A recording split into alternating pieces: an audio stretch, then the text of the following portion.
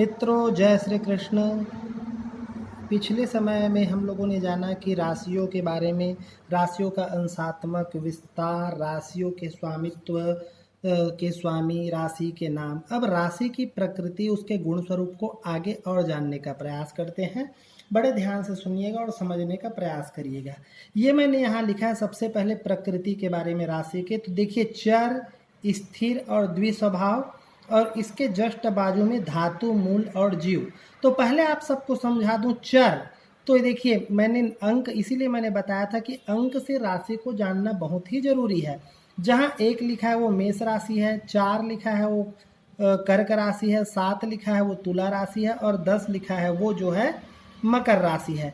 तो चर प्रकृति, मेष, कर्क, तुला और मकर, ये चारों राशि जो है इसको हम चर प्रकृति। अब चर प्रकृति से क्या समझेंगे कि इसकी बुद्धि भ्रमित, मतलब बहुत परिवर्तनशील होती है। जैसे कर्क राशि है, तो कर्क राशि यदि लग्न में हो या चंद्रमा की राशि हो तो ऐसे लोगों के विचारों में बहुत जल्दी परिवर्तन होते रहता है।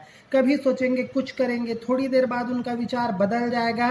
तो ये उनके स्वभाव के साथ देखने को मिलता है। फिर देखिए स्थिर राशि, तो स्थिर राशि में देखिए वृषभ और ये सिंह, वृश्चिक और कुंभ। तो स्थिर राशि में क्या है, इनके स्वभाव में अस्थिरता होती है, अडिगता होती है। यदि किसी कार्य को एक बार इन्होंने ठान लिया कि इस काम को करना है, मतलब वो करेंगे ही। बहुत मुश्किल से इनके विचारों में परिवर्तन होता है। तो इसको हम अभी इतना ही जानिए आप, तो ऐसे इसके विचार को रख सकते हैं। फिर ये है उसके बाद द्विस्वभाव राशि। तो देखिए द्विस्वभाव राशि में मिथुन, कन्या और गुरु की दोनों राशियां हैं इसमें, धनु और मीन।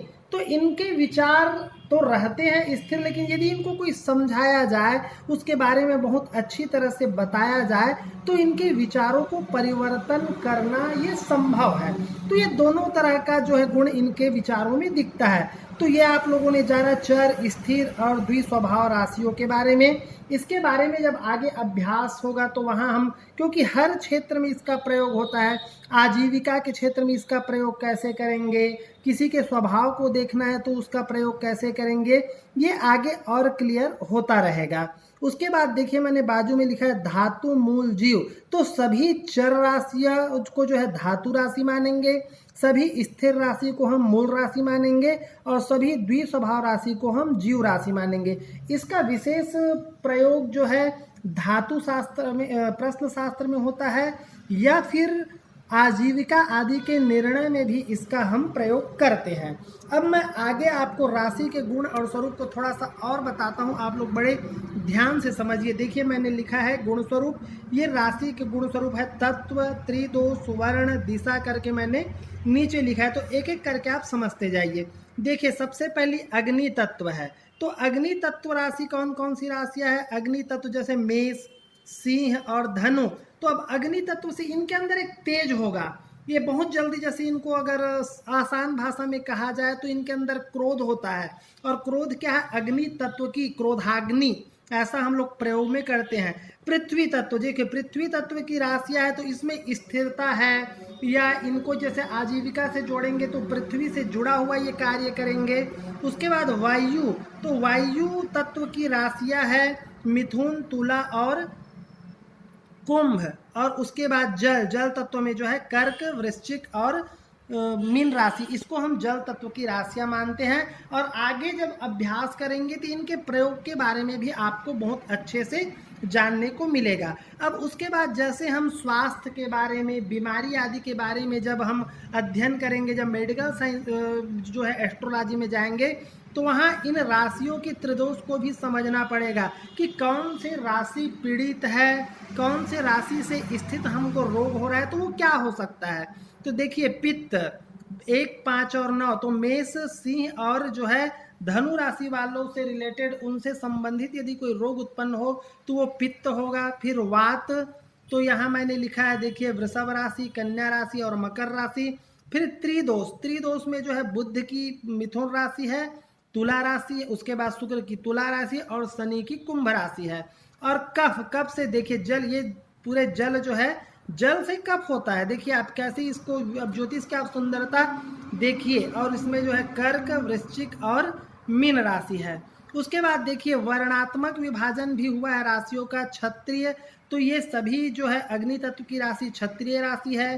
सभी वैश्य जो है पृथ्वी तत्व की राशि वैश्य राशि है।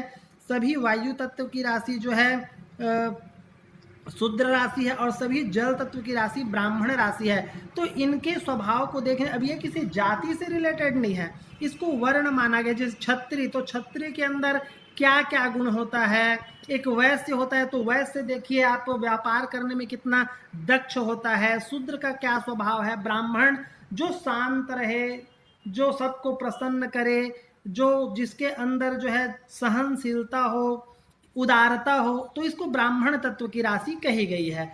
तो इसको आगे प्रयोग में जब लाएंगे, उसके बाद मैंने लिखा है दिशा, तो पूर्व दिशा, तो मेष सिंह और धनु ये पूर्व दिशा को इंगित करता है। फिर ये पश्चिम धोखे से लिखा था, इसको मैंने काट के दक्षिण किया है। तो दक्षिण में वृषभ, कन्या और जो है मकर। फिर पश्चिम राशि है मिथुन, तुला और कुंभ।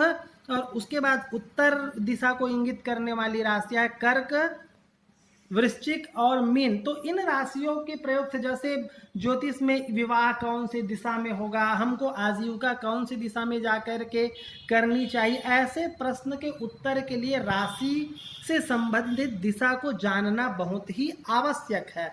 और आगे हम जैसे यात्रा करनी है, तो आज कौन से दिशा में यात्रा करनी है, तो चंद्रमा कहाँ पर है, इसके लिए हम स्पेशल आपको एक वीडियो देंगे, उसमें ये सब जो है क्लियर होता रहेगा। अब मैंने आपको राशि के तत्व, त्रिदोष, वर्ण और दिशा को बताया।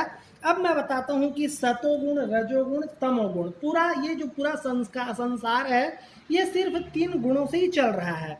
अब इसमें बहुत आध्यात्मिक चर्चा न करते हुए मैं बता दूं, जैसे सतोगुण, तो इसको याद करने के लिए आपको सरलता हो, या ऐसे बताता हूं मैं आपको। चंद्रमा, सूर्य और गुरु की राशि ये सतोगुण की राशि है। देखिए कर्क, सिंह, धनु और मीन।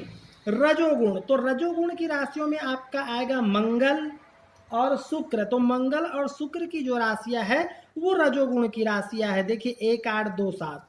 और तमोगुण, तो तमोगुण की राशियों में जो है बुध और शनि के राशि को हम तमोगुण की राशि मानेंगे, है ना। तामसिक जो प्रवृत्ति को दर्शाए, तो ये मिथुन, कन्या, मकर और कुंभ है।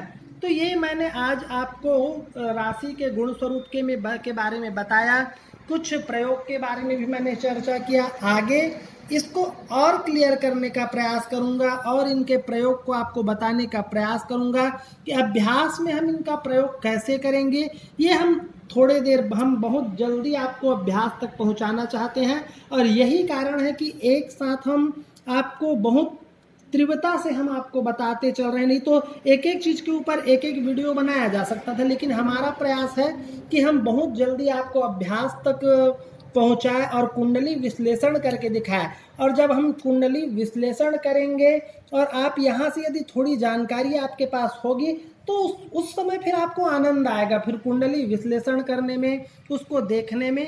तो तब तक के लिए आप सबसे जय श्री कृष्ण। यदि आपके मन में कोई संशय हो, कोई जिज्ञासा हो, तो आप जान सकते हैं, कमेंट करिए, फ़ोन करिए, जिस माध्यम से भी हो हम तक पहुँचे। हम आपके संशय को दूर करने का पूरी तरह से प्रयास करेंगे। और चैनल को सब्सक्राइब भी करिए यदि आपको अच्छा लगता हो तो। जय श्री कृष्ण।